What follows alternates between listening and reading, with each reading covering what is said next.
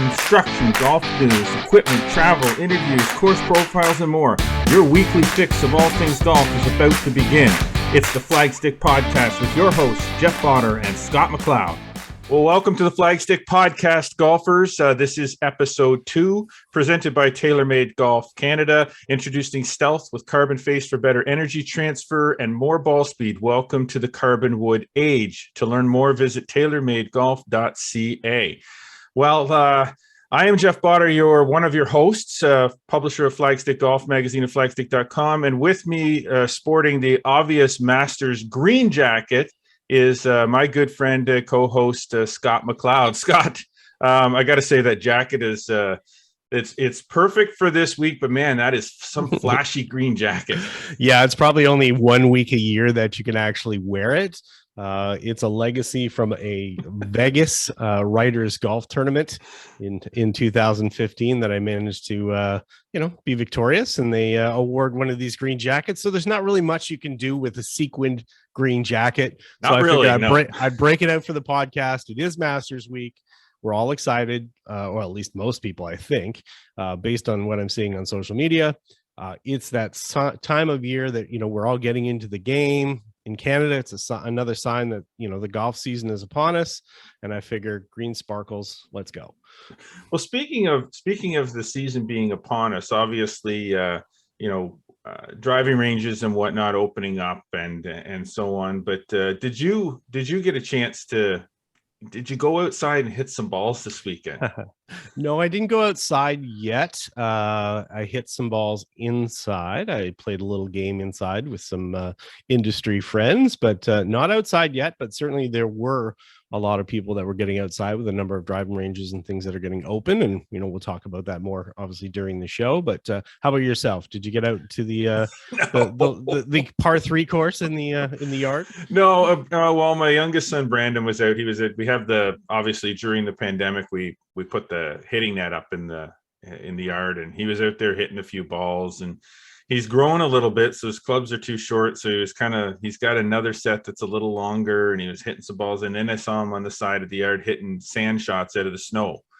So because we still have a lot of snow on our property. Yeah. We're in kind of the trees, so there's still a lot of snow around. So no, I can't. I'm not. It's a little early, right? It feels it to me. I mean, maybe I just don't get that excited about getting out too early. Like if it was 10 or 11 degrees out in spring weather, but man, I wake up in the morning, go outside, it's -1 out, and I'm like, I don't want to. That's different than the old days. I can remember you and me making some trips, and maybe down to Oak Hills and Sterling and playing in the snow. Yeah, and it might have been the end of March. You were eager to get out there first thing. Is it maturity?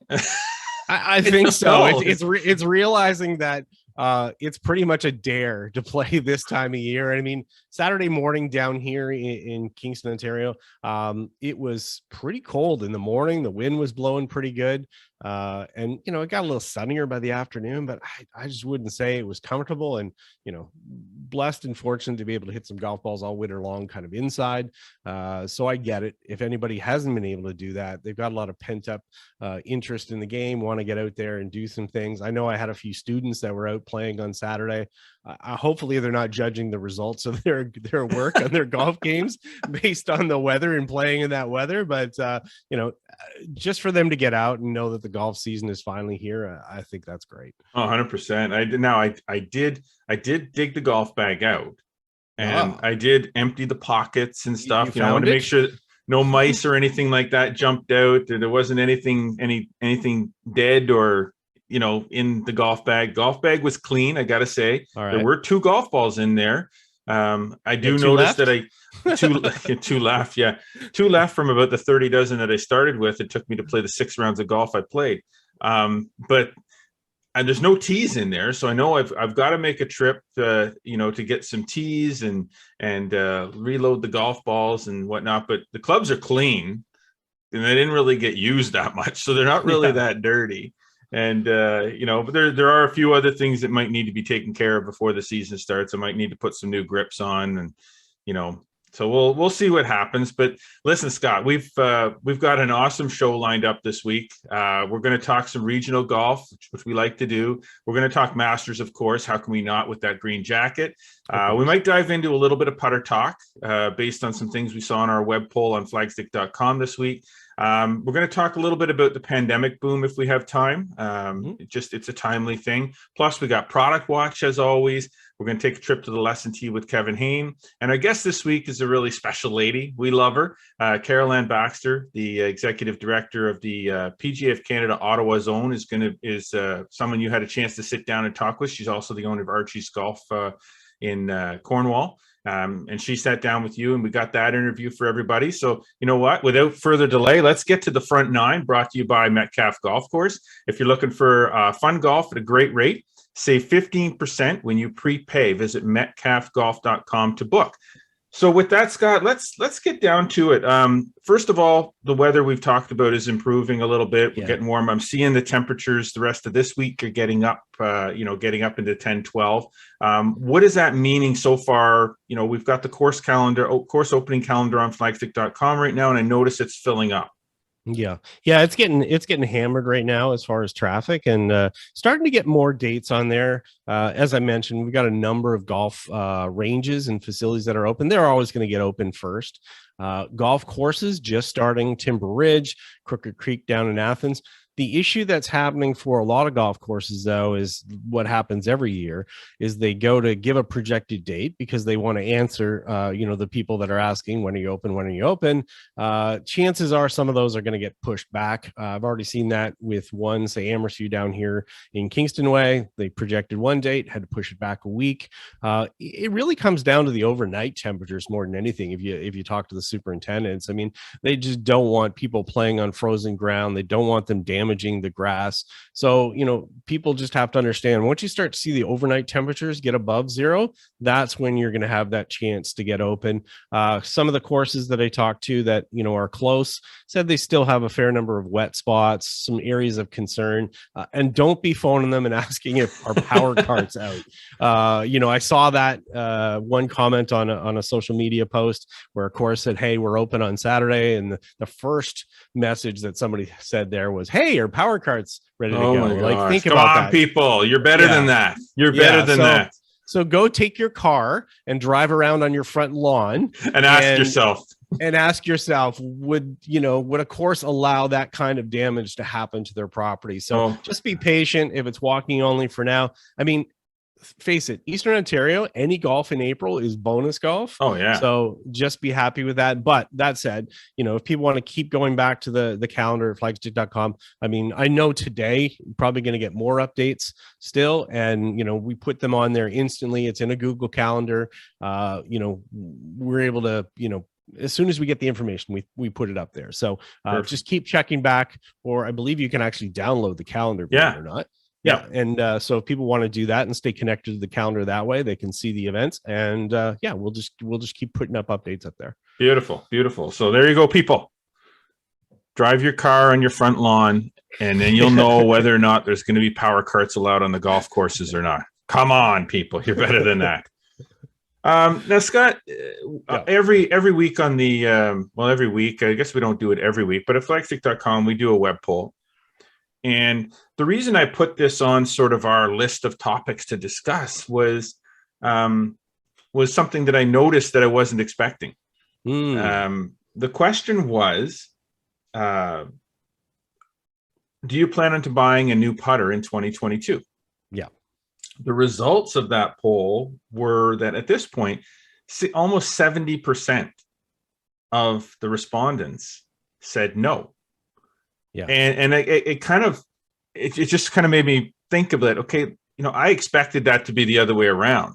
Just the way things have gone over the last couple of years of people buying golf equipment. But does that tell us that the golfer that's out there kind of bought their putter in the last 2 years, or does that tell us that they're just not sure? They say 20% said maybe. So maybe they're saying no, but that could change if the right putter came along at the right price at the right time, kind of thing. I think it has to come down to hope. It happens at the start of every year, right? We all sit there and go, yeah, I'm set. Some people will go and buy new irons because maybe it's been a bunch of years. They'll be enticed by the possibility of a new driver. Maybe they've gone and got a fitting and they've waited their time to get their product in here. I think most people start to look at new putters after they get out for the first bunch of rounds and realize the one they got's not working. Yeah, that's exactly it. So it's all about timing. I suspect if we do this poll later on in the year, it's going to have a whole different answer to it. Now, again, this is just my assumption, but this is an assumption based on many, many years. I'm the same as you, and I would expect a lot of people that would go, yeah, you know what, I'm going to look at a new putter this year. That percentage is going to be higher, but I really do think it's a lot of people just getting out there. They start to putt, and not saying they should, because in fact, I mean, if you go through a fitting process, more often than not, if I see somebody that's having some issues with putting, it's usually not because of their putter. It's usually because of how they deliver the putter as far as their stroke. It can have a lot to do with how their green reading ability is. Yeah. There's a lot of factors that play in there. The automatic assumption is that just buying a new putter is going to make things change. But again, that's part of buying hope. And hey, you know what? If that's what you want to do, help yourself. But I'm ready to buy Hope this year. I was in the 13. I did the poll. I was in the 13%. Okay. I've been using the same putter for a very, very, very, very long time. What do you have in the bag right now? It's been so long since we played. It's a Nike Midnight. Oh God. Yeah. I'm a left-handed putter, even though I'm a right-handed player. So I mean, it's funny because it's usually about the back nine where the person that I'm playing with that's never played golf with me before realizes that I've been putting left-handed the whole time. Right. And then they're like, well, what's that? Why are you putting left-handed? It's a feel thing, maybe it's a hockey thing, being a hockey player for so many years. I got used to putting that way. But yeah, I've been using the same putter and I love the putter, but I didn't play a lot last year. I didn't putt very well last year. And I'm like everybody else. It is the putter's fault. And the putter has to go. there has to be. I mean, you remember my putter collection. Well, unfortunately, the putter collection is pretty much gone now, and it's time to start a new one. I think I can turn a trend. I'm over 50 now. I got to start a new trend of. But I want to try something new. And that's sort of. So for me, I've been using the same style of putter. It's that sort of blade style putter, and I want to use more of a mallet style. Maybe it'll help with my stroke a little bit. I tend to take the putter offline, and maybe the mallet style will help me keep it online better. I could take a putting lesson. I could improve my putting that way. Do you know any golf pros? I mean, I know lots of golf pros that could help me with that. I know one that works with me every day that could help me with it, probably immensely. Though I'm sure that he and I don't necessarily agree on the way to read putts, but that might be a topic for another podcast.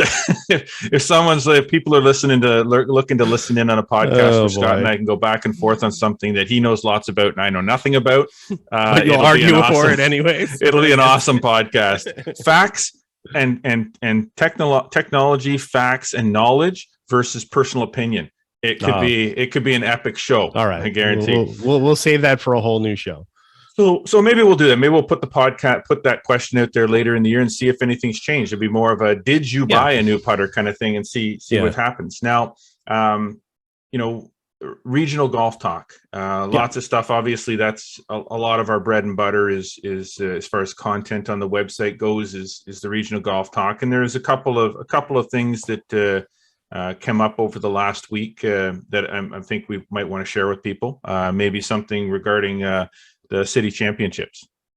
Yeah, so the Kingston Men's City Championship, I heard from Jim Laidley, who's the convener down there, just this weekend, and they're switching up a few things. There's this full story on flagstick.com if people want to have a look, but they are switching up some things for this year. They're going to sort of take on something that was older that they used to do before, and they're going to do something newer. So the older portion is that they're going to change up the format, and they're going to go back to 3 consecutive days of play. The last number of years, they've done 2 weekends where they've basically done qualifying first matches kind of on the weekend, and then the other matches on the next weekend. So now they sort of want to compact things. And part of that, and talking to Jim, in the last year or so, and talking about scheduling and stuff, which is, continuing to be a challenge. challenge, not only with golf courses, but with golfers as well. Golfers are, got busy schedules, they got their families, they got lots of things to do, lots of other tournaments. So they've decided to go to 3 consecutive days.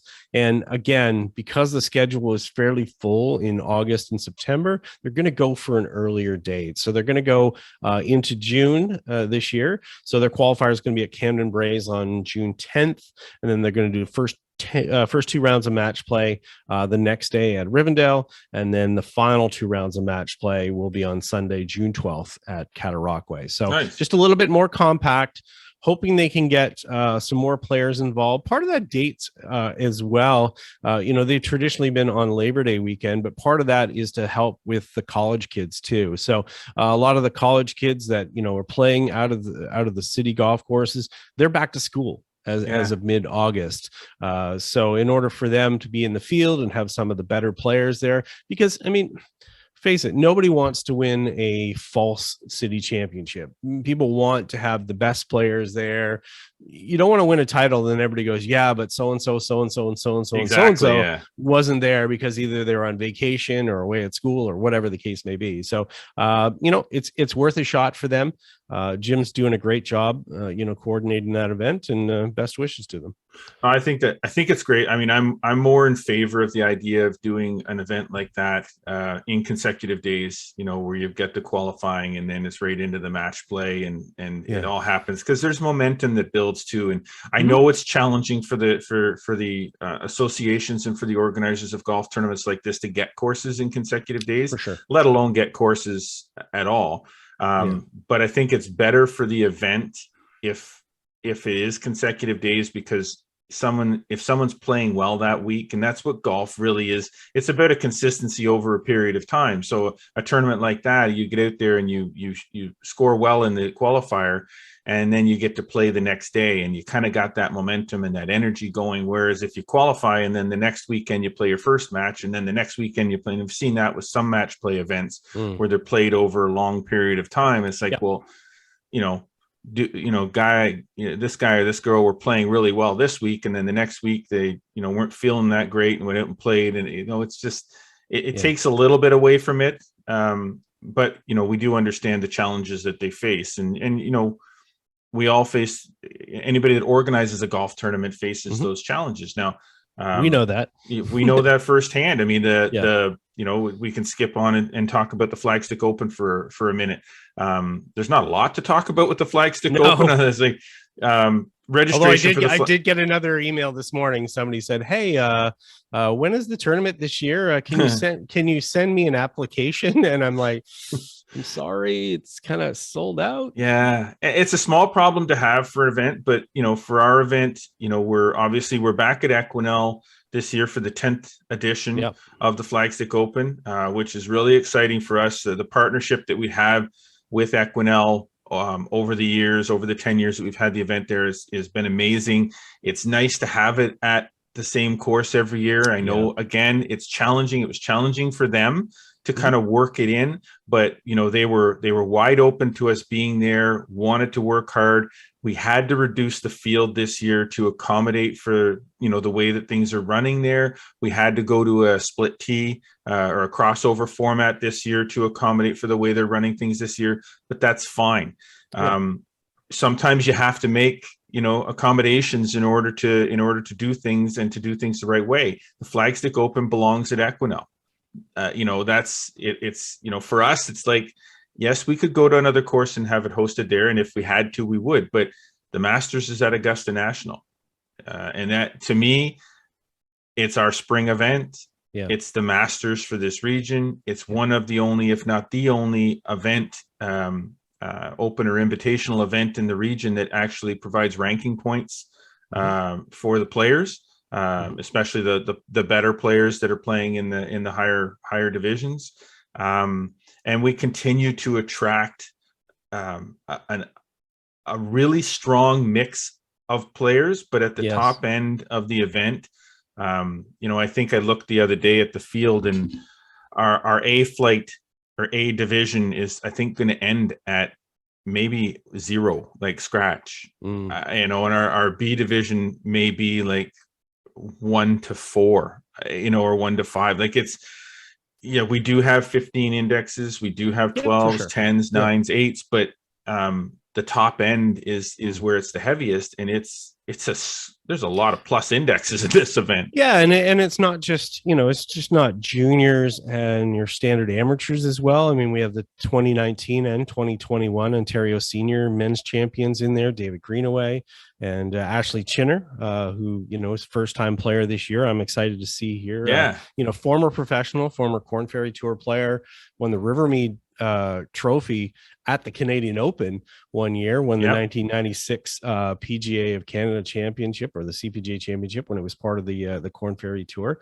Got his amateur status back a few years ago, and has been doing well. But so it's nice to see the variety of players, and they're coming from all over the place. I mean, I looked at the draw. I recognize players there from Michigan. Some young guys from Nova Scotia are coming up that we had covered on Twitter, talking about some of their the fact that they were signed and going to colleges in the States or whatever. They sort of paid attention, saw they were running the event, and now, coming up to play in the tournament. So, but as you said, it's competitive, but there also is a social aspect to it. That's why, we have the amateur players that maybe have a higher index, but they have a great experience. We've got, great swag for them with our great sponsors with TaylorMade and Adidas, who have been supported the tournament, fantastically over the years. And that's very helpful. A lot of people really like seeing that registration package. And I guess just overall, we try to run it just like we would like to see it if we were a player. And I think everybody that's played it over the years, which, obviously 10 years now, we're talking close to, 1,400 players, they're getting a feel for kind of what we want to do. And that's what sort of creates the demand.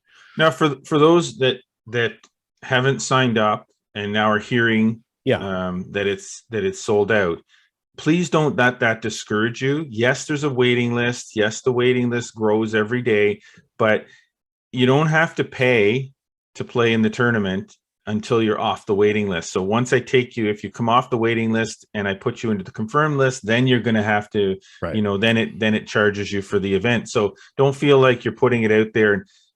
There's always ins and outs with this tournament. We had 144 in the tournament last year, and we ended up, overall pulling 20 some people off the waiting list. It happens. People have things come up. I had someone sign up and cancel 2 weeks after they signed up. It happens. So get your name on the waiting list. It's a first come, first serve waiting list. It's not, who's the best player on the waiting list. That's not how it works. So the sooner you get your name on there, the better it is for you. And there's a really good chance that if you're on the list, you at this point, you may get in. I mean, we're still a month out, or more than a month, 2 months out. Well, a month and a half. Yeah, lots of time for things to change. So you can go to flagstick.com and click on Flagstick Open and get to it there. But you can also just go right to flagstickopen.com. There's a website specifically for it that we run through our partners at Golf Genius, and you can register and get your name on the wait list. Now, NCAA. Yeah. We got some news coming out of the NCAA regarding some Canadians. Yeah, I mean, there's lots of it always. This more and more all the time too, right, Scott? Really, there is a strong contingent of Canadians and local and regional and provincial, whatever, on the NCAA circuit. Yeah, if you follow us on Twitter, we obviously give overall coverage there to all the Canadians and how they're doing. Anytime when we catch up on updates of high finishes at NCAA, National Junior College, NAIA, we've got the top ranked Canadian in the NAIA right now for UBC. Their team is doing great. NCAA Division II, AJ Ewart, who's out from BC, he's number one in the rankings there. So that's stuff that you'll see all the time if you follow us on our social media. This note today is sort of a little bit more local. Ty Salone, who's from Long Sault, which is down near Upper Canada area. He recently had a top 5 finish at the Craft Farms Intercollegiate down in Gulf Shores, Alabama, where we've traveled down there before. And Cougar Collins, his teammate, tied for 8th. A lot of kids there at Eastern Michigan. That's where he goes to school. He's had a pretty solid career. In fact, he's on pace right now to have the second lowest scoring average of all time at that school. So that's pretty impressive considering a lot of players, Peter Sauerbrey from this region. There's been a lot of Canadians that have gone down and played at that school. It's a strong school. So nice to see him there. He tied for 4th, had a season best 211 at this Kraft Farms Intercollegiate. Great to see. And that's his second top 10 of the season. And, it's just awesome. Good to see. Cool. Well, listen, we got to get into some Masters talk, and you got that Masters on this week. Yeah, like if there's anything that signifies the beginning of the golf season or signifies spring has sprung, and it's azaleas on TV, and it's the Masters. There's a lot of things, driving ranges around here opening up. Obviously, Kevin's place, Kevin Hume Golf Center, opening up really early. Usually getting the first issue of Flagstick magazine out is a good sign of spring, although this time it's releasing the first episode of this podcast is a good sign of spring. But the Masters is it, and it's here. This is Masters week. You're donning the sequined green jacket, so I'm not sure they'd love this jacket at Augusta. Probably not, but you might get some you might get some calls after the show is over. Or I might get some calls after the show is over from lawyers asking that you please don't wear that jacket again. But tough beans, he's wearing it now. So I want to get into a little bit of the Masters talk. I mean, I'll be the first to admit I am not I'm not the guy that CBC is pulling on the radio to talk about what's going on at this week's tournament, because the depth of knowledge of what's going on the PGA Tour is not where I lay my knowledge base at, but you do. And on occasion.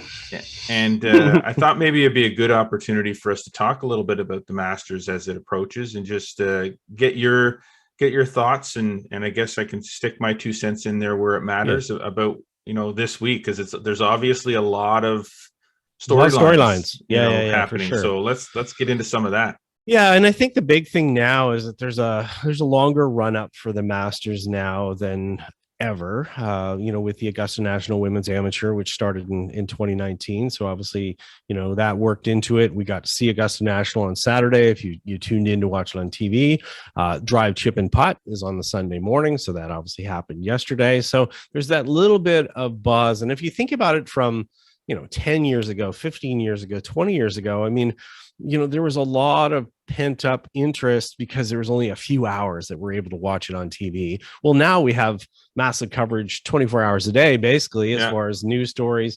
Just downloaded the app, the annual, put the app in your phone, which obviously they improve that over and over every year. I mean, you can't say they haven't been anything but great as far as embracing technology at Augusta National Golf Club. Your ability to go on and track all your different players, see all their shots, which is great. This week, obviously, there's a lot of interest in Tiger. He's going to be the number one story. Obviously, on the grounds, got there last week, was on the grounds yesterday. That would have been Sunday, there to practice, hit balls for about 16 minutes or so on the range, went and played 9 holes. Projected to go again today. We're recording this on the Monday. But whether he plays or not, I mean, we're going to know that by the probably time this podcast comes out. He says it's a game time decision. Obviously, a lot of people are very excited, but he was the 2019 champion. Obviously had a very horrific accident, big rehab to try and come back. Has only played the father and son. Flat golf course. He's now been testing himself at Augusta National. The question is of where's the balance between wanting to compete and wanting to be competitive? Because I think from an ego standpoint, one of the difficult things for any player is not feel that they're ready to compete, and especially for somebody like Tiger, he doesn't want to go there and shoot 80. And on the other side of it too, I mean, he doesn't want to be disrespectful to the club where he's a champion, a multi-time champion. You know, he's iconic as far as related to that tournament and the game itself. So while he wants to play, he doesn't want to be disrespectful, and he also wants to compete. So now, Scott, do you think that part of the reason why he's there is for the reason that you just said? Because I was thinking about this the other day, and wanting to try a leg out and see how it is. You could test that out other ways. I mean, I know it's that golf course, but there's other ways of testing your leg out to see if it can handle the rigors of playing, 4 rounds of golf at Augusta National. Do you think part of the reason that he might be there is for that reason of feeling some sense of loyalty to Augusta National, that him being there does something for the club and for the tournament and helps with, I mean, I know Augusta National doesn't exactly need more publicity. No. It's not like a public golf course that needs it to get more members and green fee traffic. But do you think that has something to do with it? It's kind of like this: I need to be here. I'm a past champion. I need to be on the grounds, being around. Aside from the fact that, yes, he is trying to see if he really is capable of playing. I would say, he could do that just by being there for the champions dinner. Yeah. So, this is different. And I think the fact that he is practicing, he's actually swinging a golf club. I think there's more chance that he's going to play than not play. Yeah. And I think that just because he wouldn't be disrespectful of the course by going, hey, let's just show up, make me the show, because he knows all eyes are on him. Yep.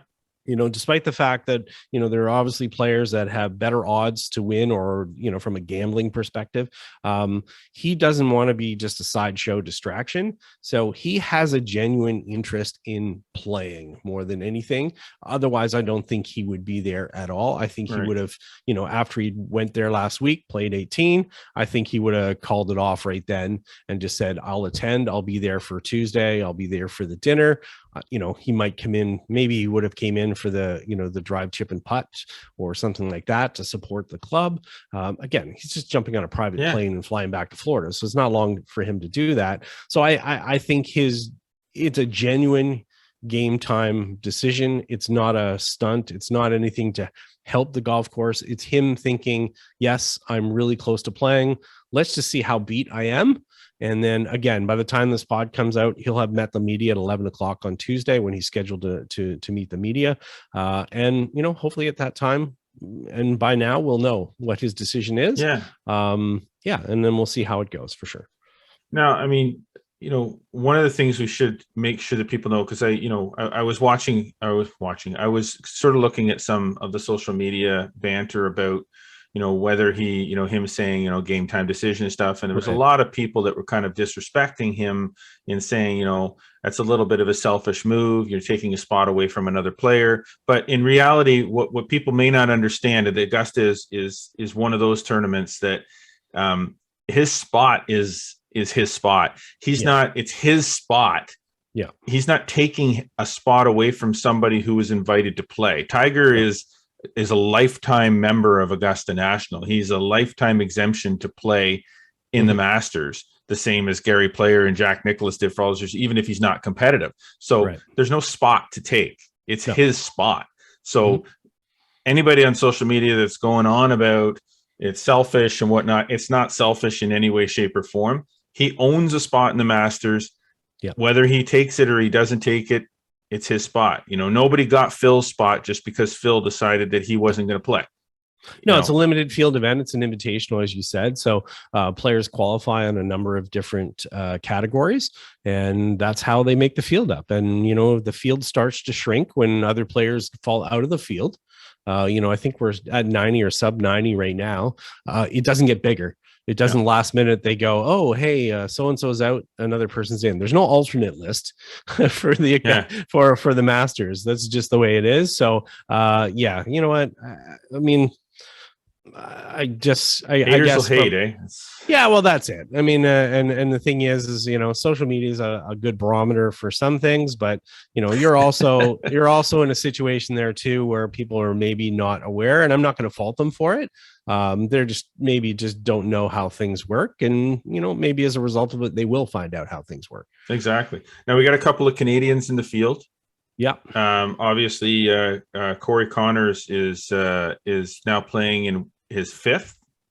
Yeah, he's up. He's at his fifth. Yeah, fifth Masters. Yeah. So he played one. He played as an amateur before he played as a pro. He's probably the leading interest for a lot of people as far as the Canadians, as far as how high he will probably or could probably finish, and that's based on 2 consecutive top 10 finishes in the last 2 years. And he's a phenomenal ball striker too, and that is a kind of a you got to be a good ball striker and someone who can shape the ball at Augusta. So and if his putter cooperates, he'll do well. And like I said, if I finished T10 and then T8 the last 2 Masters, finished third at the Dell World Match Play Championship 2 weeks ago, the WDC, and that obviously shows he's in fine form. Mackenzie Hughes has qualified. It's his 3rd Masters. He has made the cut 1 time out of those 2. That was his T40 last year. And then of course Mike Weir, the 2003 champion, will be back for his 23rd Masters Championship. Wow. Which is great for him. And you know what? He last made the cut in 2020. He showed fine form on the Champions Tour. Can he be competitive? That's hard to say as far as winning is concerned, but can he make the cut? Obviously, he's proven that he can. So, it'll be still fun to watch those guys for sure. Now, the betting lines are out. And and of course, at the top of the list is obviously Jon Rahm. I would not disagree with that betting line at all. He's probably the odds-on favorite to win, but you can say whoever's the odds-on favorite, whatever. I mean, that's more who's putting money on them more than anything, exactly. Really. Yeah. At the top of that, second on that list, Jordan Spieth. I was a little bit shocked to see. I know Jordan Spieth is a phenomenal golfer, and aside from sometimes the garbage that comes out of some golf broadcasters' mouths about players and how they blast them and whatnot. Sometimes these guys know more about their swing than the people talking about them do. Sometimes, most of the time. So I wouldn't say that just because Jordan Spieth did something weird at one tournament with a 3-putt that all of a sudden there's something mentally wrong with him. I love how this stuff happens though. It's so funny. It's like, okay, he 3-jacked.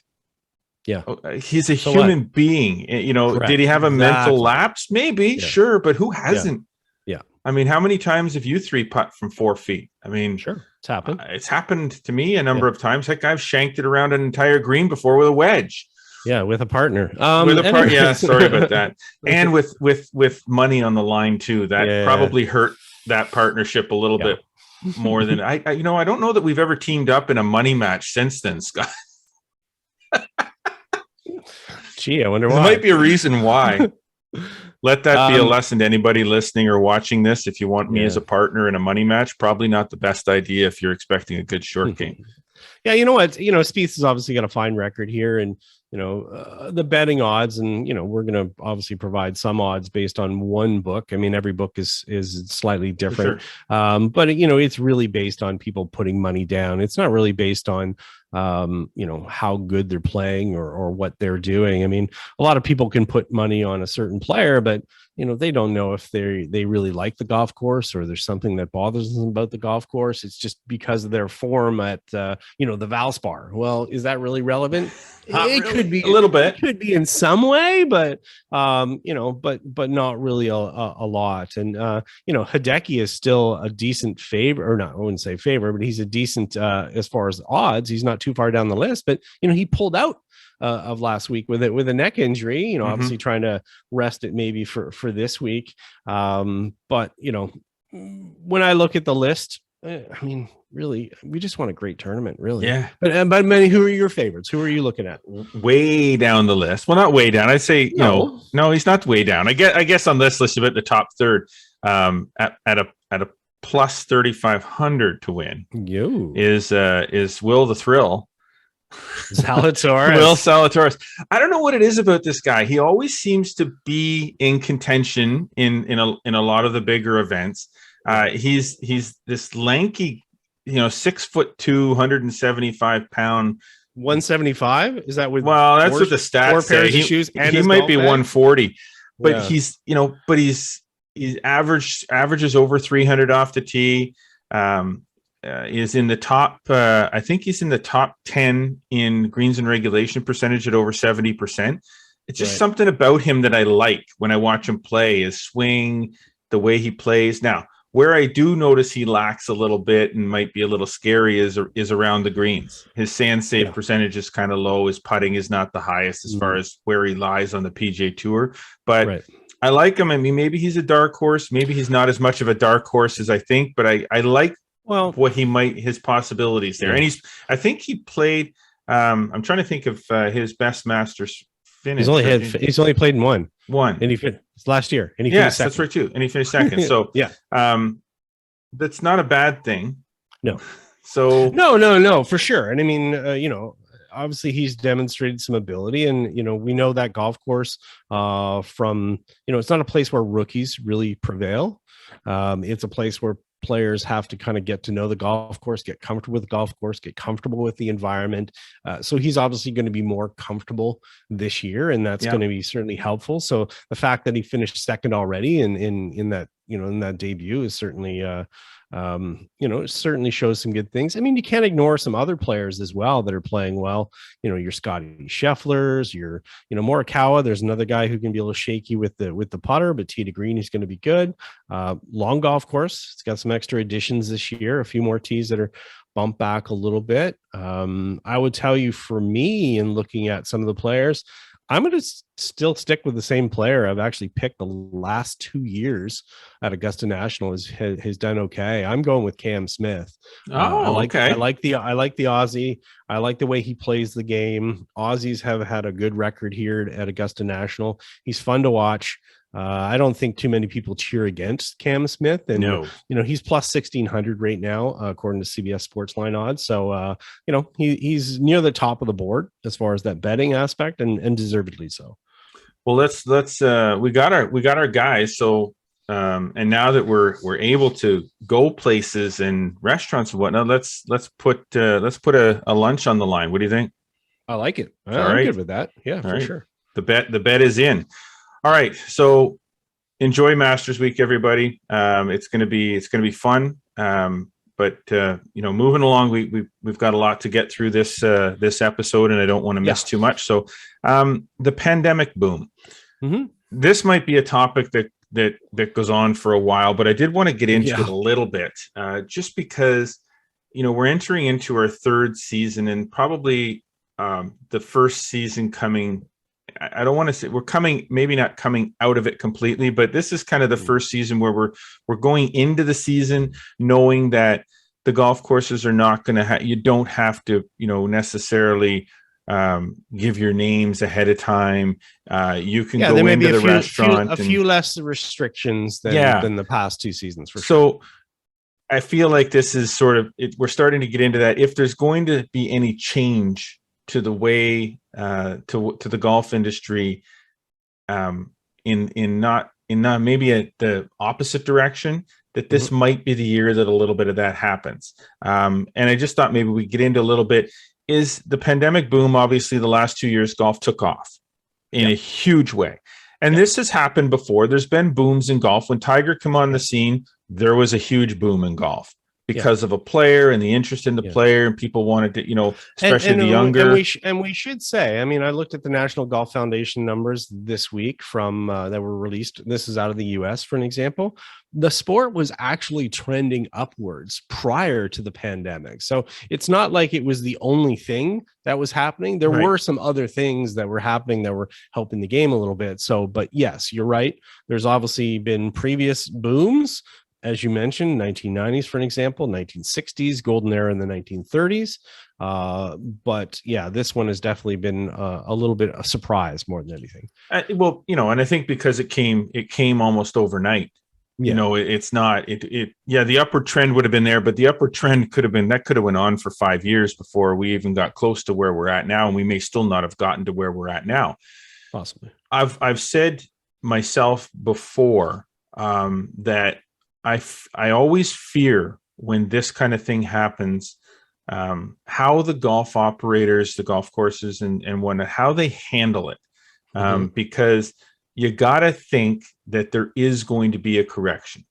At some point, there's going to be some kind of, not a leveling out, but there's going to be a little bit maybe of a decline in some areas, because frankly, let's face it, the money that's being spent on the game prior to now, that money couldn't be spent anywhere else.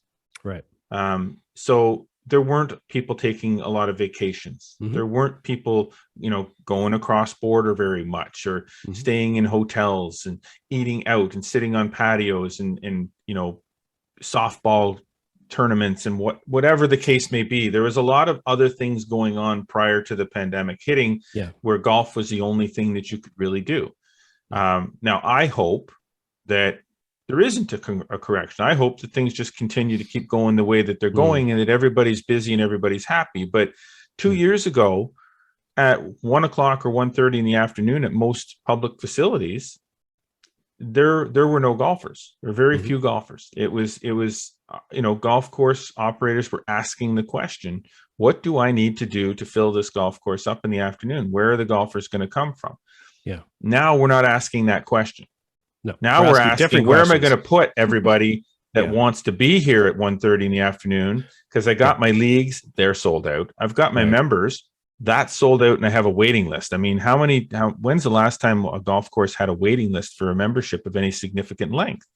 You have to go a ways back. And this is so good for the industry, but I guess I have a fear, and not that it's going to be such a huge correction that we're going to go back to 2 years ago, because I don't think we're going there, but I just wonder, and I fear for the golf courses that have not continued to invest in their properties, that have not continued to market themselves and promote themselves and build on the things that they were doing as if this pandemic boom never happened. That those golf courses that that just rode the wave are going to feel a massive amount of pain in the next 2, 3, 4, 5 years. Yeah. You know, we talked about that a little last week, obviously with Greg Chambers from the NGCOA. You know, that leads into more of our interview this week as well. But, you know, just some comments on that. You know, there's been a huge opportunity that has taken place. That surge that has taken place that has filled the memberships, as you mentioned.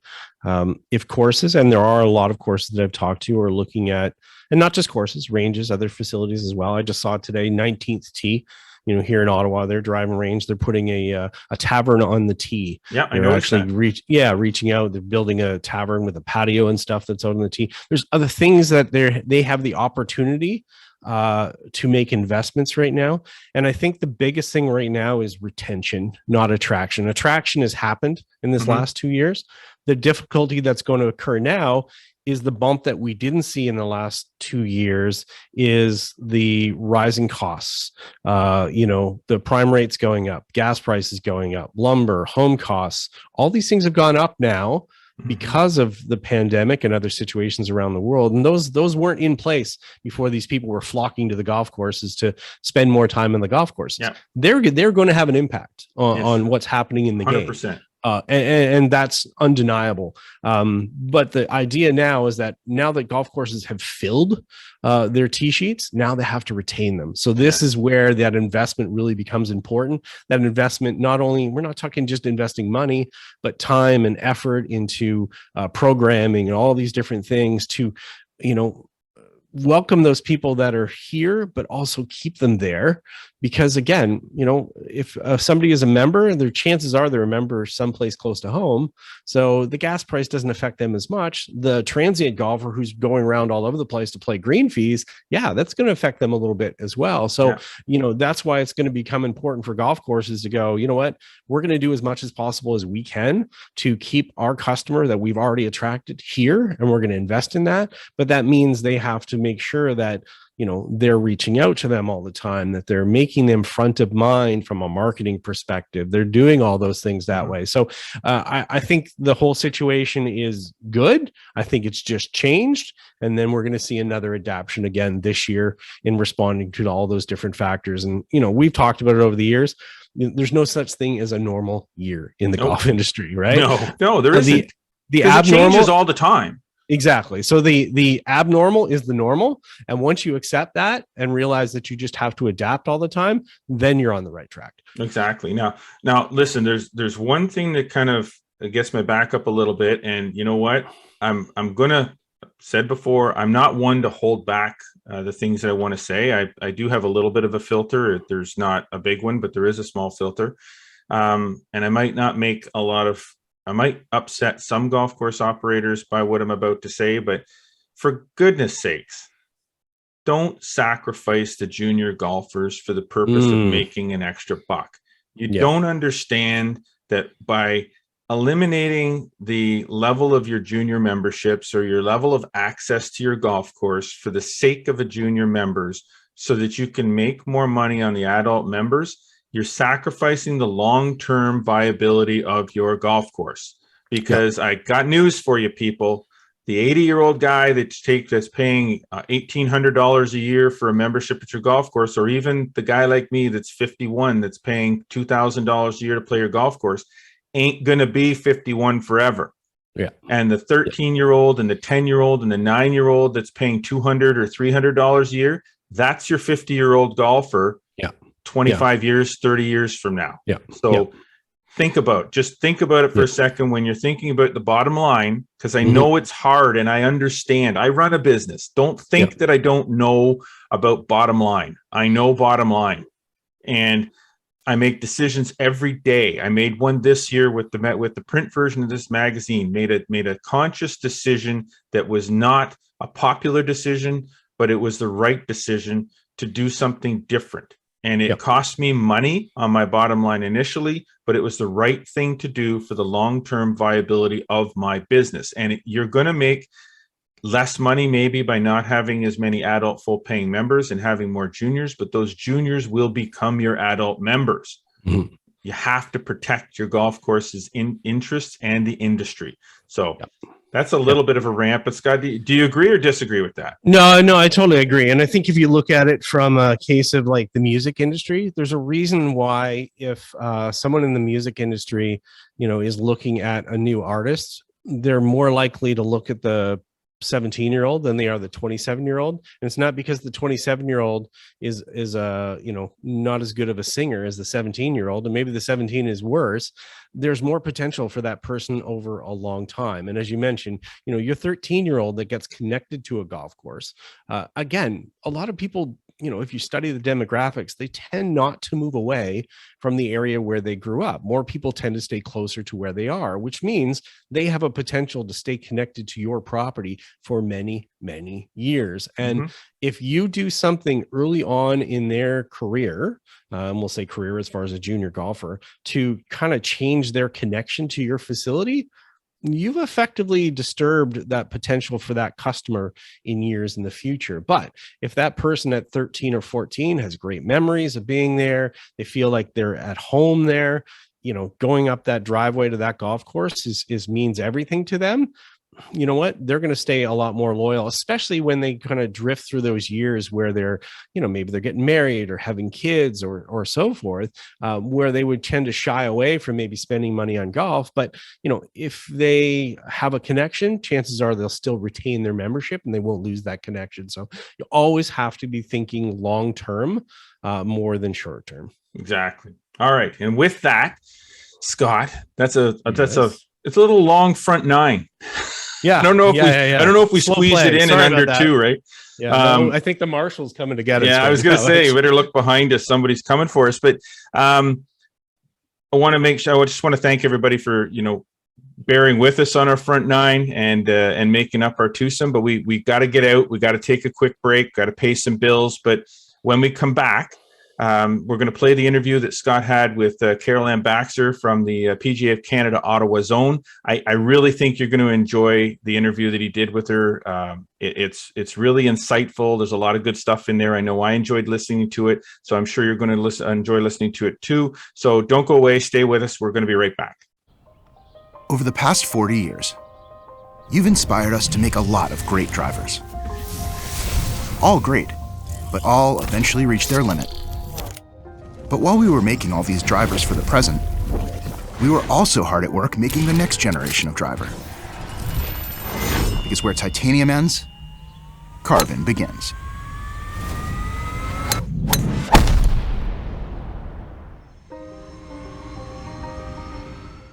All right. Well, welcome back, and thanks for coming back in and joining us for the back nine here on the Flagstick podcast.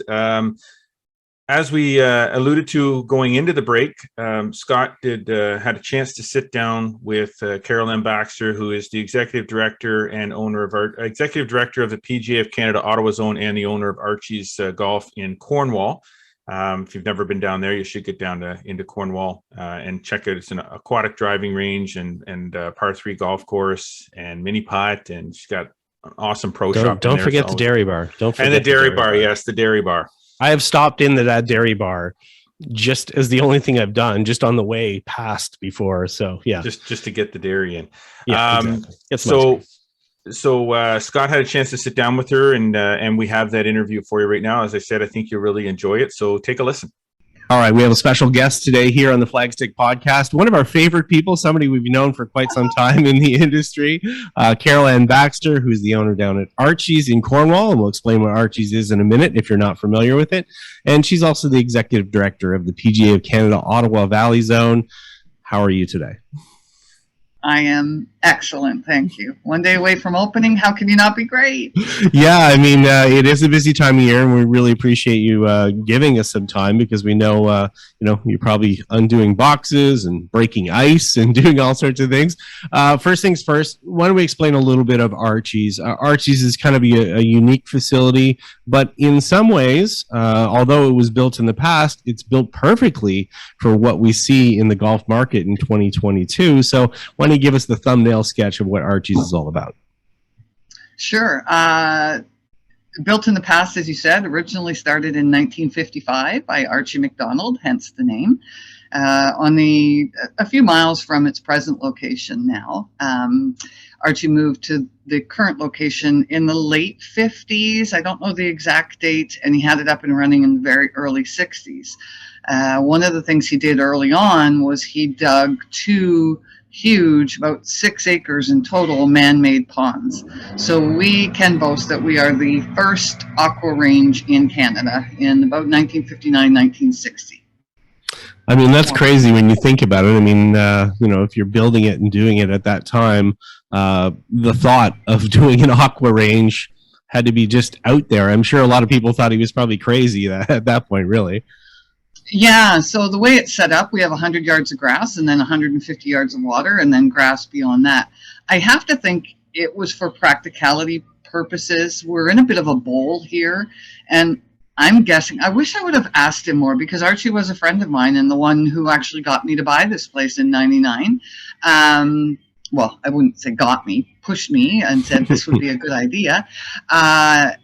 I wish I would ask more questions. I have to think he got tired of plugged golf balls. That's all I can think of, because an aqua range is a heck of a lot of work. It's, there's so many elements to it. And we actually filled in the small pond, don't tell Archie, last fall, because it was just giving me so many headaches.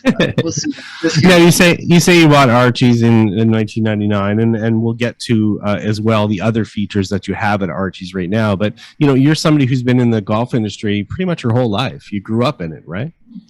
Yes, I was, and I was an assistant pro at the Cornwall Golf Club at the time, and Archie would come out every night. He was beyond his playing days. He was one of the top amateurs in the area for years in the local Hall of Fame here. And he would bring his 8-iron and he would walk all the way around the perimeter of the range, and he would hit the balls back into the range so we could pick them. And one day he came to me and he said, this isn't where you should be. And I said, what do you mean? He said, you should be on the other side of town, getting people into the game, teaching people how to play the game, and growing the game. And I have to say, I had lived in Cornwall, the Cornwall area, for about 8 years, and I had never stepped foot on the property. Wow. And I don't even think I'd driven by it. So the next day, and he said it was for sale. So the next day I came in, it was about 6:15 in the morning. There was nobody here. I kind of tippy-toed out, and I instantly fell in love with the place. And so we contacted the owners and found out there was actually an offer, an accepted offer on it. So, okay, well, on to next things. And about 3 days later, they called to say the offer had fallen through, and was I still interested? So the rest, as they say, is 21 years ago of my current history. Well, I'm sure it looks a little different today than maybe what Archie had back in the day. And why don't you explain a little bit of what you have beyond the aquatic range? Because, there's a lot more than that for sure. Right. And as you said, it's funny that after all the years we've been here, that it's never lended itself more to what's going on with golf generally, because this is a family entertainment place. That's what it is. We have 18 holes of miniature golf. We have a 9-hole par 3 golf course. We have foot golf. We'll soon have frisbee golf. We have a dairy bar on site, and we have a fully stocked pro shop. But the fact that it caters to both the hardcore golfer who wants to come and practice, and what I equate to the people that'll go to a batting cage just for fun and never intend to play baseball. It's the same thing here. We get a lot of people that I know will never step foot on a golf course. They're just here to see their ball splash in the water and have some fun with their friends. And that's okay, because we love them all with golf. Yeah. Well, it's that top golf thing, right? That people have found. There's a niche. There's definitely a niche for golfers and non-golfers alike. Yeah, I mean, it's golf adjacent is really what it amounts to as far as entertainment, and really people, want to be entertained. And I'm sure at this point as well, it's become generational for you. And, 23 years later, you're probably seeing a lot of, the next generation as far as the kids of the people that you used to see at the range. 100%. We have, whether they worked for us as teenagers, or whether they came in and took the junior camps, and now they're signing their own kids up for junior camp. We definitely are seeing, 21 years in, you're definitely going to see that. And it's just great. It's, it's still, and I'm sure this is true of any of these like smaller type or municipal type courses, where it's where people got their start, right? Whether it be, the first time I played mini putt, or my first dates, because it is a hot date spot in Cornwall, or I learned to play golf. All of those things. It's nice, and we tend to have those people come back year after year after year. I mean, with the grandparents, with the grandkids. It's just a fun spot. Yeah, and you're ever evolving too. You're trying to respond to the market and look at how things are.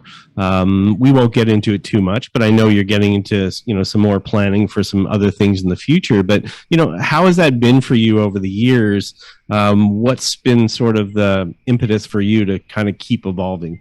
And you, for example, you just did a big rebrand. Yes, I did, and it's actually I think the 4th one in 20 years. But it was never I don't ever feel like I owned it. My motivation to keep going was probably to prove all the people wrong that said I wouldn't be able to do it on my own. This is going to be my 12th season of having bought up my ex-husband, and I'm proud to say that we're better and stronger than we've ever been. Not that he didn't help, with the grassroots of all of that and to get us started, because he did. And now one of the driving forces that I have 2 boys in their 20s who have both shown an interest. So it's sort of revitalized when I thought I'd be, doing the backslide out of here. It's like, oh, okay, well, I got another generation that's interested. And so I'm going to try to make it the best that it can be for them, so that they can carve 20 or 30 years out of it as well. And the last couple of years have obviously been challenging with the pandemic, and challenges certainly continue. But what have you found to be the opportunities, kind of in that same time? I mean, you probably saw a burst of traffic, just like everyone else last year. Right, and I think that is our big win in the golf industry, is just the accessibility and the fact that we were allowed to be accessible. A few shutdowns here and there, but there is no doubt that I believe most people in the golf industry realize how fortunate we were, and a lot of anybody with outdoor activities, basically. But the other thing is too that I think that whole thing has just changed. It's made people realize how important these types of things are. And hopefully after 2 years, whether it be biking or kayaking or golfing, it's become part of who they are and will be a part of their life moving forward. And certainly in the golf industry, I think we have an amazing opportunity to continue to make golf accessible, to continue to make golf fun, to continue to make golf a game for everybody. And I know, Scott, you're a purist when it comes to the game of golf, but it's also opened up the opportunity to just, say, here's a great park, go for a walk, carry a stick, kick a ball, throw a frisbee. Yeah. Just do it. Yeah, so. For sure. And that leads into, the other hat that you wear with the PGA of Canada Ottawa Zone. I mean, not only are you the executive director, you're an LPGA member, and you're really close to becoming a Class A member of the PGA of Canada as well, which is great to see. How is that aspect of your life been the last couple of years as well? I mean, I know obviously as a member of the zone that again, challenges and opportunities are definitely the words, but what are you seeing out there, especially this spring with the pros and how the business is working? After 2 years of nothing but exhaustive efforts on the parts of everybody in the golf industry, one of the things that I would say that we are finding is maybe one of our biggest challenges, and I don't think I know this isn't particular to golf, but it's new for us, is personnel. Golf pros being able to fill the spots. We just don't have enough bodies for the positions that are out there, and it's unfortunate. However, the other side of that is I see a great opportunity for those that may not have looked at the industry previously to say this could be a viable option for me. There are there's a number of different avenues one can take, whether they want to be a teacher, whether they want to specialize in shop retail or tournaments and event planning, all sorts of different opportunities. And now, if there's anybody out there that's interested, it certainly would be the time to look at it. I think the other thing that it has, certainly one of the things that I get on my soapbox a bit with the pros is, now is your time to shine.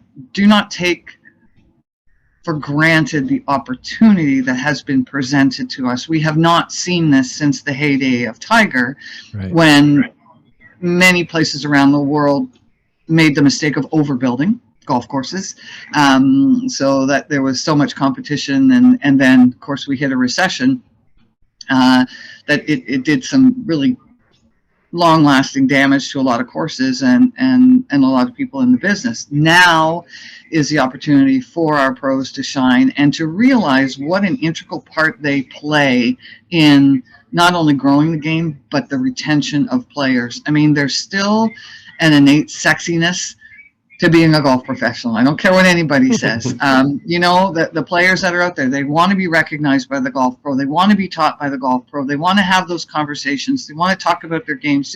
It's like having a great doctor, right? You don't want to let go of that. And I think we really, really need to pay attention to that and our position as we sit right now with the opportunity that's provided us. So as part of that, are you starting to see an evolution within the pros as well of maybe what they're paying attention to? Because obviously, you know, in a number of years where there was maybe a bit of a downturn, there was a lot of operators that really focused on purely just operations. Let's get this place going. Let's try to get bodies in here. And maybe they forgot a little bit about programming and engagement with people rather than just, you know, tee times. Are you seeing more of that? And is that sort of playing into the role of maybe, as you mentioned, coaching and programs and things that people are thirsting for out there? Absolutely, and we need to offer and those programs now to keep the new players or the ladies that want to come out and do a 9 and dine or wine and dine, 9 and wine. And we also, I think, need to increase our focus or sharpen our focus on the customer experience, because that is something that is going to keep the non-core golfers coming to the golf course and hopefully make them core golfers. I think that's so key. And how are you doing that yourself at Archie's? I mean, I look behind you, I see a very full pro shop. Obviously, there's a lot of people that are thirsting for equipment. There have been supply chain issues in the last little while that have caused some issues for people getting equipment and so forth. But you know, that transformation, how are you doing that yourself? I think back to the not taking anything for granted and not taking a single customer for granted. Our motto here is, if we don't take care of our customers, somebody else will, and so we do. And we're, you know, I'm in a nice position, and I'm an hour from any big box store retailer. There's a few smaller ones around, and there's some other country clubs. But certainly, when it comes to the retail side of things, there's really nothing that we can't fulfill from either a soft goods or an equipment side of things, and we just kill them with customer service. So, you know, that's the key, and it's, you know, I invite people to shop around. I'm not worried about pricing. I'm really not. If they don't understand that we need to make a living, that I need to pay my team well, so that I have the luxury of them coming back. I'm looking across the room at Donnie here, who's been with me for like 20 of my 21 years. Yeah. And there's a reason for that, right? Yeah. We have a culture here, and it is Archie's Family Golf Center for a reason, and we treat our customers that way too. And I think they know that. And there's a trust that we never take for granted, that we're always trying to work and improve and expand upon. You know, we have an area too where we've seen quite a bit of growth population-wise in an area that's been very stagnant for many years. So again, just something we never want to take for granted. Yeah, and I like that word that you said, you know, culture. You know, I've noted over the years, obviously being at your place many times, as you mentioned, Donna being there a long time. I mean, it's a family golf center, but I mean, your staff are your family, you know, and you sort of treat your customers like family as well. And that really lends into maybe their dedication to you, so that they go to see you guys first over thinking about going elsewhere.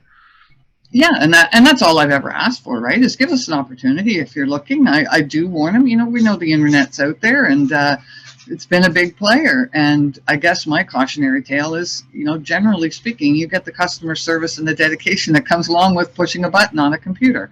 And if that's all you're interested in, fill your boots. That's not what we're here for. All right, we'll flip back a little bit for a couple questions about the the Ottawa Zone for the PGA of Canada. Getting ready, obviously, for the Zone season to start from a tournament aspect. Yes. I know I'm looking forward to that. How are things looking as far as schedules and tournaments and things like that for this year? So the schedule is set, and we'll be out very soon. We just finalized it actually 2 days ago at our board meeting, and I was lucky enough to meet with a bunch of pros yesterday at another meeting at Royal Ottawa that we were all at. And I think people are excited for the season. We've got a great slate. I can actually tell you that there isn't one course in the city. We're really kind of out and about this year, which is nice, from, you know, Renfrew to Loyalist to Castleview, where, you know, we've got a really different offering this year, which is fun. And I actually You'll be proud of me, Scott. I committed to playing, and I'm going to put this out there because there's 3 other people that have committed as well. Danielle Nadon and I are going to play in the Pro. We figure we've got the senior ladies division wrapped up. Okay. And are we going to have a side game? Is that what you're talking about right now? Is that what you're doing? So, yeah, you're challenging me? Okay. Yeah, we're going to be playing with Greg White and Barry Laughlin. So nice. I'm already looking forward to that day. So I texted Danielle when I got home last night, and I said, "Okay, the boys are in." And she says, "I'm going to practice. I can start practicing tomorrow." So love it. Anyway, it's a little bit of fun, but we're, I'm looking forward to a full slate again this year. Little less restrictions. It's going to be a really nice season for us.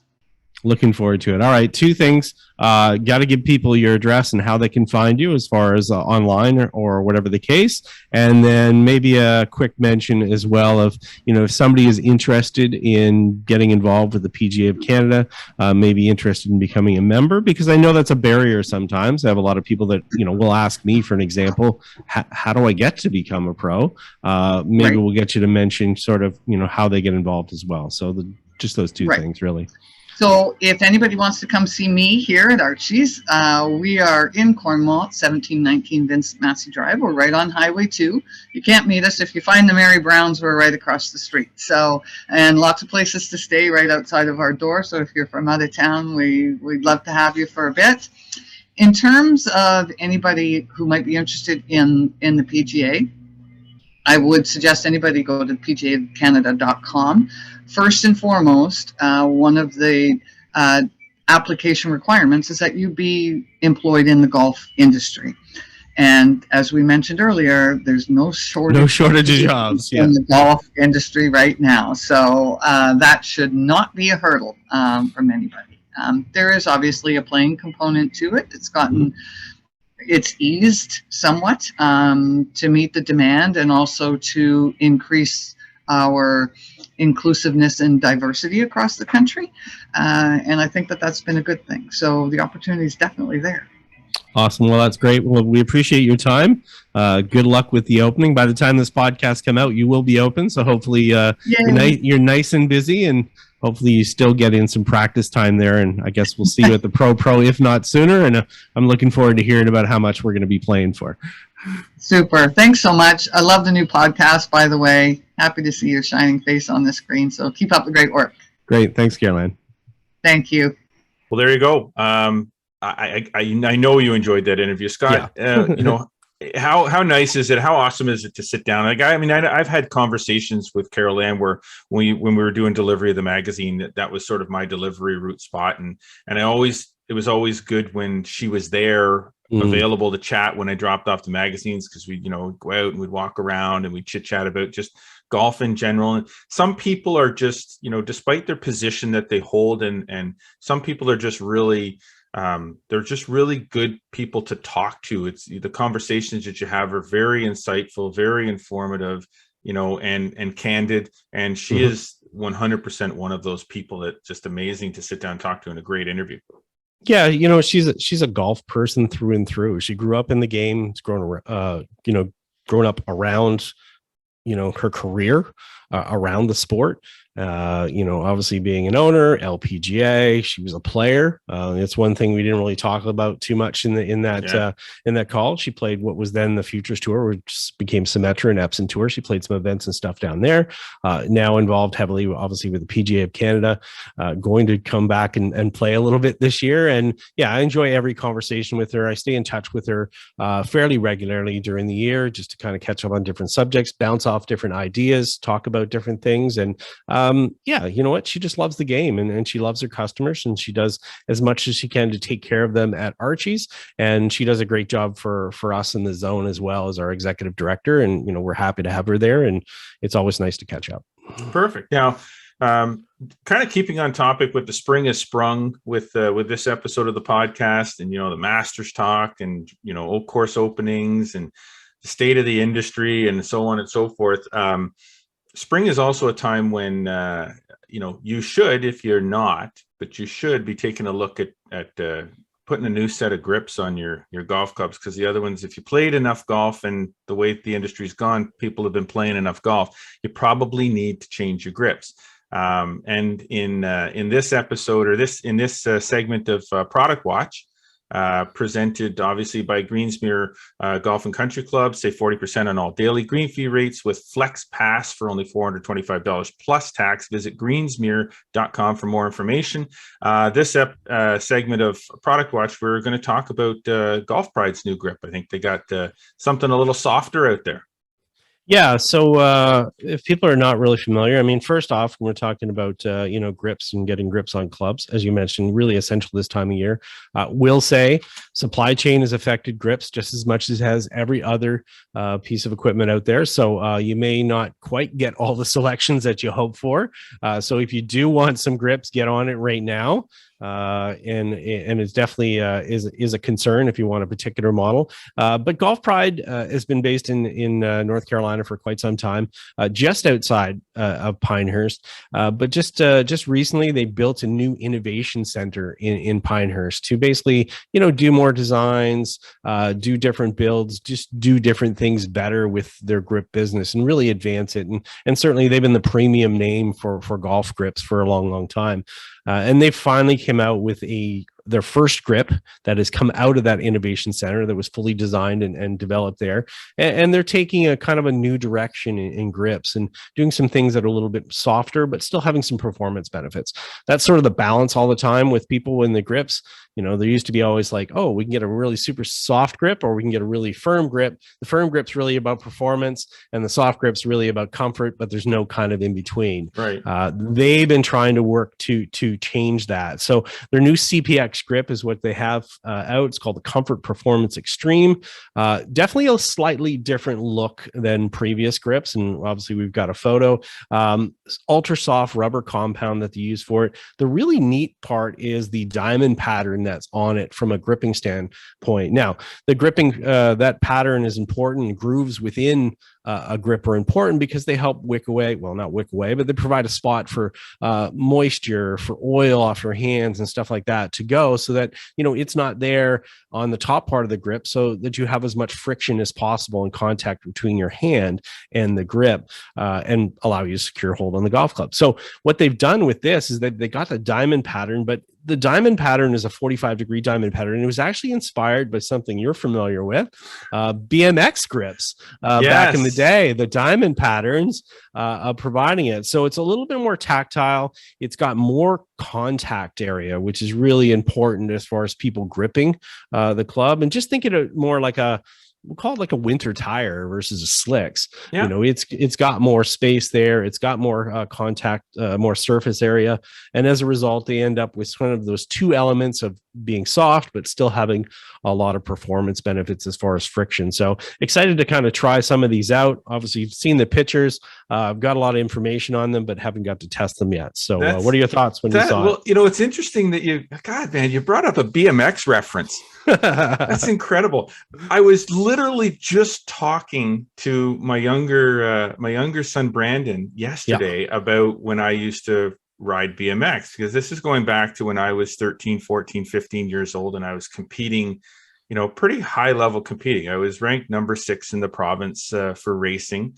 I'd love to see you on a bike right now. Yeah. I still, honestly, I don't. I know you still have one, don't you? I don't have the racing bike. I did rebuild one for one of my boys, but I still have. When I switched over to freestyle, you see all that X Games stuff now. Well, I used to do this stuff, but it was nowhere near what it was. What it is now. I mean, if it was what it was now, I would never have done it. I was too scared. But speaking of the grips, when I raced.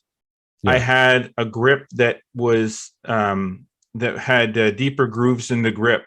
Some people used sort of a rib design where it kind of almost looked like a piece of rotini pasta, and it had deep so that the sweat from your hands or moisture from, if it happened to be sprinkling, because you didn't race when it was raining, but if sprinkling, the moisture went down in the grip and you still had rubber to grip on. Whereas when I was flatland riding, which is like all the freestyle trick riding where you're staying level on the ground and you're not going up and down ramps, you didn't do that when it was wet at all. It was a really short period of time. You always wore gloves. So the grip was almost just soft and flat. There was hardly any texture to it at all, because you needed to have like full contact when you're doing the riding. So I love this idea. Yeah, it's kind of a neat concept. And it's kind of funny. So I remember, the Golf Pride Tour wrap when it first came out, and there was, I've always been a cord grip guy.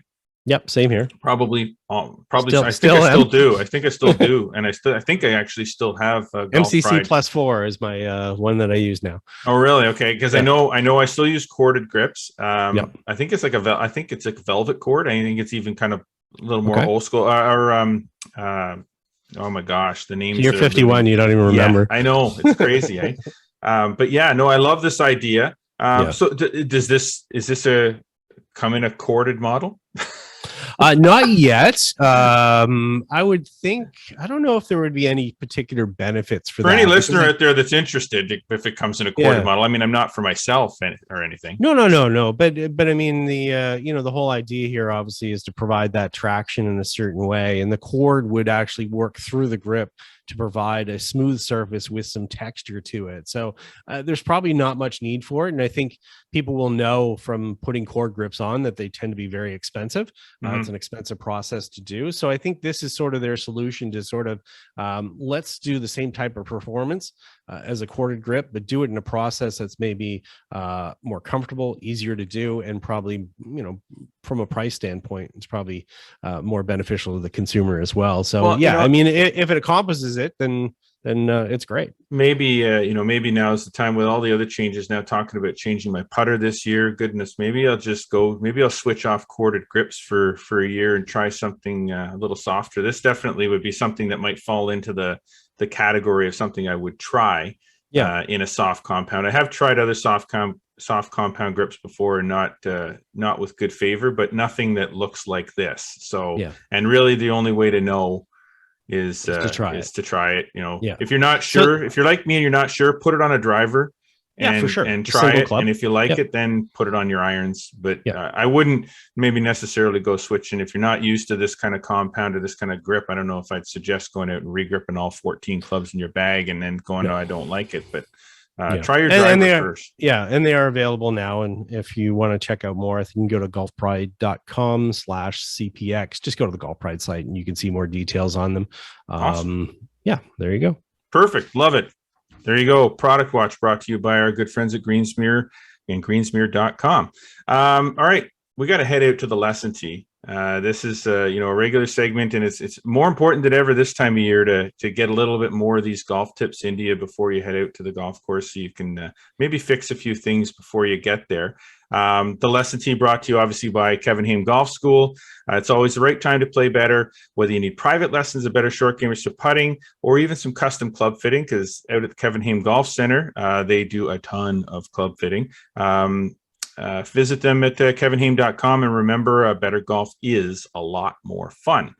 All right, we're going to take a trip out to the lesson tee. This week, Kevin takes a closer look at your takeaway using some unique technology. Check it out.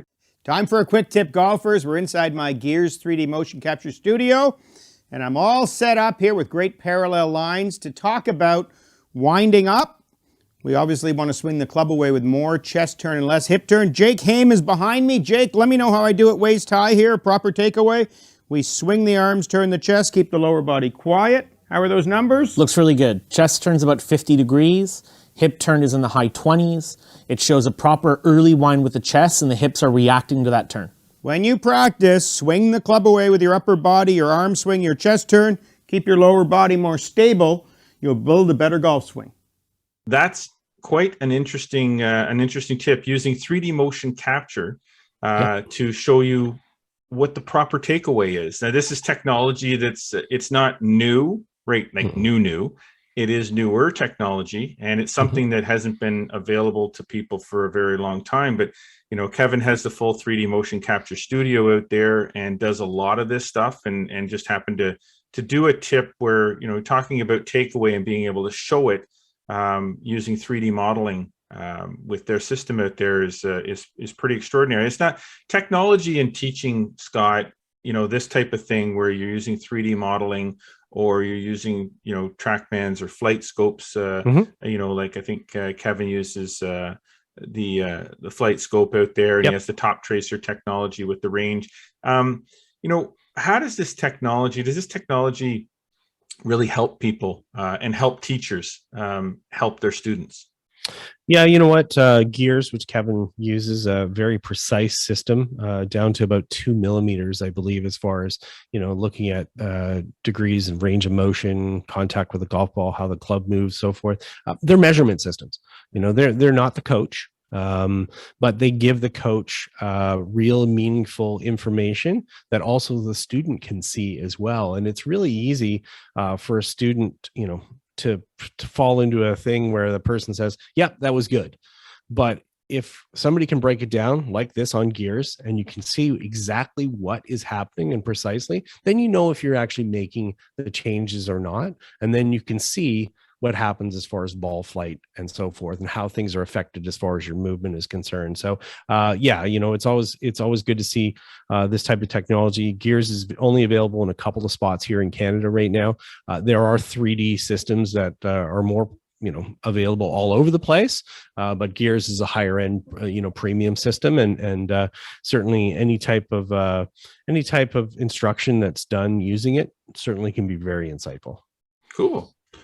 Well, Scotty Mac, yes, sir. As crazy as it may seem, we have pushed through yet our second episode of this podcast, and I got to tell you, that might have been more fun than the first one. I don't know if because of the sequin green jacket it kept me. I don't know. I wasn't smiling so much because of the conversation that we were having, as I was trying not to laugh at the jacket. So thank you for that. That was awesome. I want to thank everybody for tuning in again this week. Hopefully you enjoyed what you watched or what you heard. I got to thank Ann Baxter for sitting down with Scott and taking some time with us and helping make this podcast better. Thanks obviously to our sponsors, Metcalfe Golf Club, Greensmere Golf and Country Club, Kevin Haim Golf School, and of course our presenting sponsor, TaylorMade Golf Canada. Check out the new Stealth line of golf equipment at taylormadegolf.ca, and welcome to the carbon age. Hopefully you're enjoying everything that you're hearing and watching with us. Be sure to follow us across all of our social media networks, Instagram, Twitter, Facebook.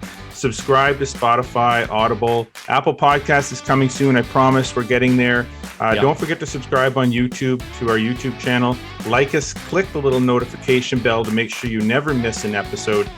Hit up flagstick.com for even more amazing golf content. We deliver it every single day. Subscribe to the Flagstick Digest newsletter. You'll get stuff sent to you 3 times a week, and it pushes you right back to the website. You get some great content.